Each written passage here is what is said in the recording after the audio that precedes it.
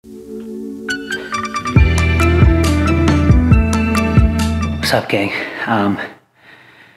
Wanted to chat a little bit. I got done a little workout. Headed on a plane tonight to Poland for a level 2 seminar. So a rare midday workout at home, middle of the week, and I'm gonna head out across the pond tonight. But I wanted to spend a little time talking about, I guess, work ethic, the ability to get shit done and always say yes. I recently read a book called Essentialism, and I think it's been the buzz around the CrossFit community, at least, which might be a small one at that. But, I read the whole book, and I thought there were some valid points, but I really had an issue with parts of it. And the big issue I had was this notion that, you really need to, say no to most things and be very, very selective and blah, blah, blah, blah, blah. And, I think obviously taken out of context, I think that that's a great thing. In context, I think you really need to think about it. And, what I'm getting at is a lot of people look for inspiration. A lot of people look for motivation. And the reality is, there's nothing that I'm going to say. There's nothing that a book is going to read to you that you're going to listen to. There's none of that stuff that's going to inspire you and motivate to actually act. You're the only person that can do that. And the reason why I had an issue with this is because when I first started, when I had my come to Jesus moment, I was a juvenile delinquent, and, after getting arrested, getting sent away, going to college, getting kicked out of college, and, realizing that I was in control of everything I was doing, everything I was saying, and every interaction and relationship I was in was my fault. When I finally took responsibility for who I was, what I did, what I said, and who I surrounded myself with, it changed my life. And it then realized that I needed to just put the work in.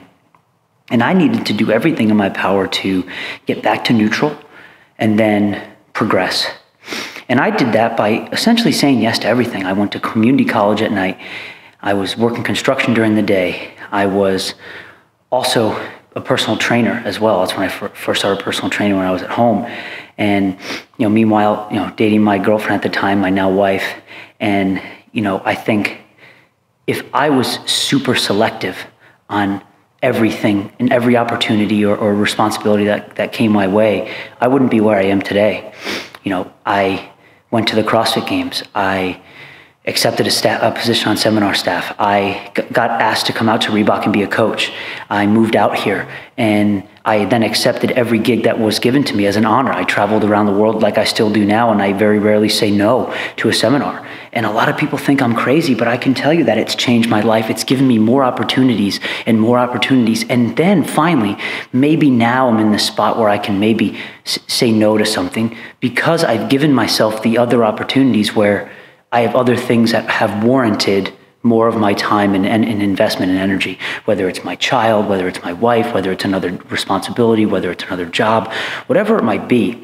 But you need to say yes incessantly before you can ever say no. You're not that good. You're not that special. You're not that important.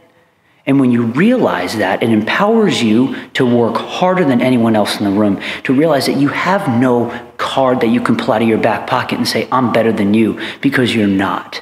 And I think that's the most important aspect. And that's what the hustle, the grind, all this shit that people talk about, it's awesome. But you got to wake up early, you got to stay up late, you got to work harder than anyone else, and you have to have a damn good attitude about it because you got to love it. That's the secret. Find something you love that you do. And like I say, I have a hobby dubbed a job. And that's super important.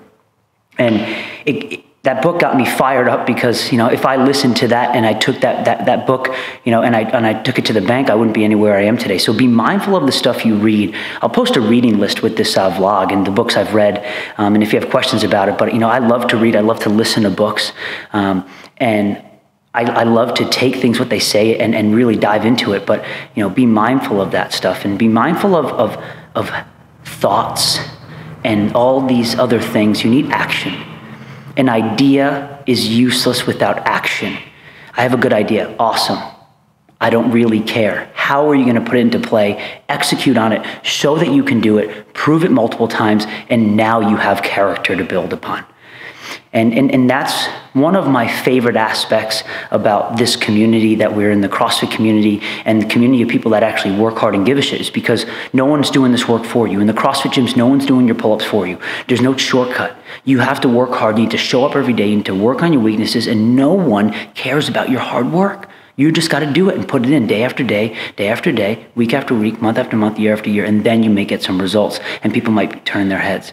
That's why I love CrossFit and how it's applicable to everyday life. Because if you truly are to realize results in the gym, it's the same way you'll realize results in life. Hard work and action. There's no book, there's no template, there's no seminar, there's no metric. It's just hard work, consistency. Be smart about it, right? Move well.